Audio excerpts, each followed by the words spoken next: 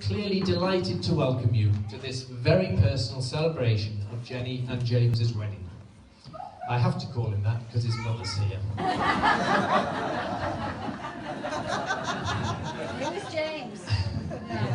And that welcome is extended not just from Lainey and I, but also from Jane and Steve, along with the bride and groom themselves, who have all been instrumental in making today's celebration exactly what it is. We also feel a compelling need to thank so many people for their contributions to this weekend. But I know James will shortly deliver far more eloquent acknowledgements than I will. So just so long as you know how much we value all of your help and support in so many ways, so please absorb our heartfelt thanks too. Now, tradition dictates that I'm supposed to wish our newlyweds all happiness in their new life together. But we've been so blessed that our children have grown up and blossomed in such loving, caring, generous and hospitable families that I've absolutely no doubt about Jenny and James's future happiness together. They are surrounded by, influenced, led and guided by such strong role models and advocates of family values that the stability, warmth and love imparted can only assure them of success in both their new marriage together and the growth of their own family in the future. Tradition also dictates that thanks are due to you, as indeed they are, our wedding guests. And again, I know James is poised to acknowledge your efforts in being here today, so I won't tread on his proverbial and not too painful toes. I do, however, want to just acknowledge and thank senior guests who are here today. We're delighted that, with a combined age of 267 years between them, Anne, Granny and Chief Matriarch, and my mum and dad, Baz and Reen, Nana and Grandad, have all been fit and well enough to join in this auspicious occasion.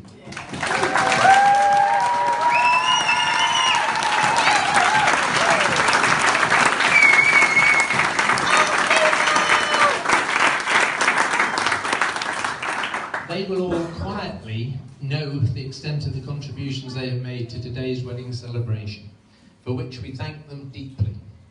And they will also quietly know to head for the Bellamore room if they so desire, once the music starts later on. Penultimately, you'll be relieved to hear, although it's my duty, I feel very little need to welcome James Slater to the family. There's very little need because, quite simply, he's been an intrinsic and highly valued part of our lives for 11 years plus. In fact, Slater's family induction became fully complete some time ago when he accidentally bumped into his now new mother-in-law, jaunting fully naked, as she is wont to do, between bedroom and shower. Bless. So, Slater, we're very proud indeed to have you in our lives, and I would like to thank you for the love, care, kindness, good humour, and not insignificant amount of patience you have shown to your new wife and to her family over the years, but also to all the people gathered here today who I'm sure would all echo that sentiment.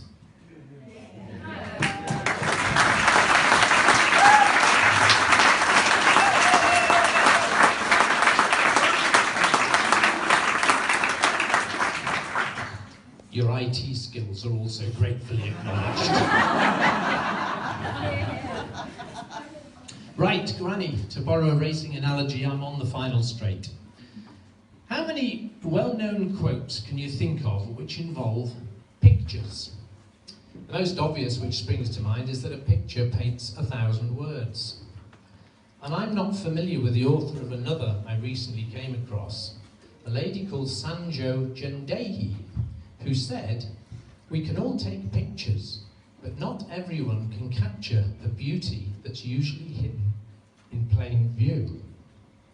Well, with our photographer Helen still diligently and subtly snapping away in the background, that quote allows me to segue seamlessly into my closing topic, my beautiful daughter, Jennifer Clare, who is already, and henceforth shall be, the beautiful Mrs. Jenny Slater.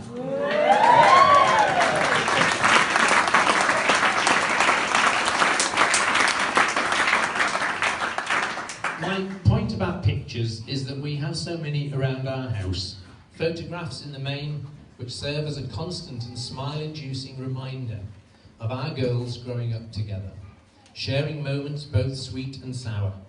First steps, first cardboard house, first paddle in the sea, first days at school, and then the inevitable signs of approaching adulthood, first driving lesson, first hangover, first holiday abroad, first and only serious boyfriend,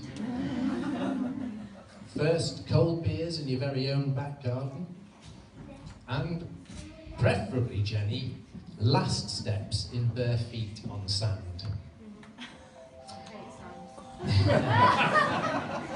Those captured moments demonstrate perfectly for me the blossoming of our children into young women, and on that journey, Jenny, you've developed and demonstrated so much depth of character, joie de vivre, and enthusiasm for whatever you've turned your hand to. You developed your love of colour and pattern at an early age, as evidenced by this room. Your interest in books and